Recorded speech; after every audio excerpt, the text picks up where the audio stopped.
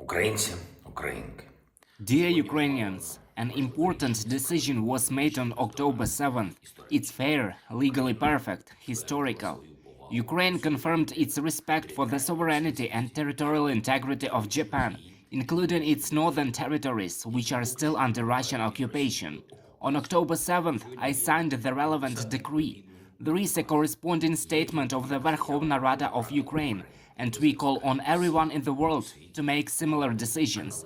Russia has no right to these territories. Everyone in the world knows this well, and we must finally act. We must de-occupy all the lands that the Russian occupiers are trying to keep for themselves. Only in this way we can return the full force to international law. The UN Charter and the entire complex of treaties and conversations on which the international legal order is based will work only when the occupiers lose and the nations in the world are protected from any occupations. With this war against Ukraine, against the international legal order, against our people, Russia has put itself in conditions, and it is now only a matter of time, of the real liberation of everything that once was seized and is now under the control of the Kremlin. Russia, by its example, will show all potential aggressors of the world that an aggressive terrorist war in our time is a way to weaken and inevitably destroy the one who starts such a war. The aggressor must lose, so be it, so that such wars do not happen again and that a peace is really long-term. Nothing should be left for the invaders. I believe justice will be restored for our partners as well. This week alone, our soldiers liberated 776 square kilometers of territory in the east of our country and 29 settlements, including 6 in the Luhansk region, from the Russian pseudo-referendum. In total, 2,434 square kilometers of our land and 96 settlements have already been liberated since the beginning of this offensive operation.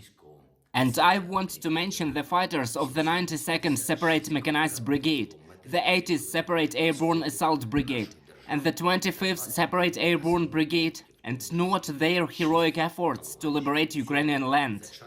There are also good results in the south of Ukraine this week. We are liberating our land and our people there from the pseudo-referendum every day.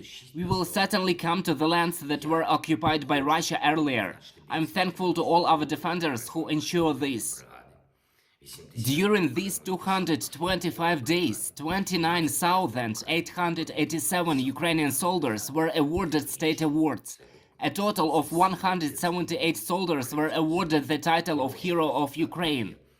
Such a scale of courage and heroism of our fighters unequivocally proves that Ukraine cannot be stopped, and each of the Russian attacks, all manifestations of Russian terror against Zaporizhia, against Kharkiv, against Mykolaiv, against Donbass, and all our other territories, only prove that the liberation of our entire land is the only foundation of peace and security for all Ukrainians.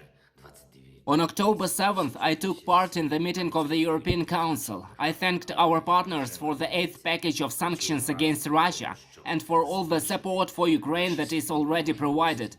We are working together to increase our common capabilities of everyone in Europe. Preparations have already begun for important events planned for the next week, both in Ukraine and at the international level.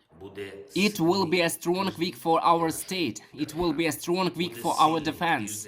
Eternal glory to all those who fight and work for peace for Ukraine. Eternal glory to all our heroes. Glory to Ukraine. Слава Україні!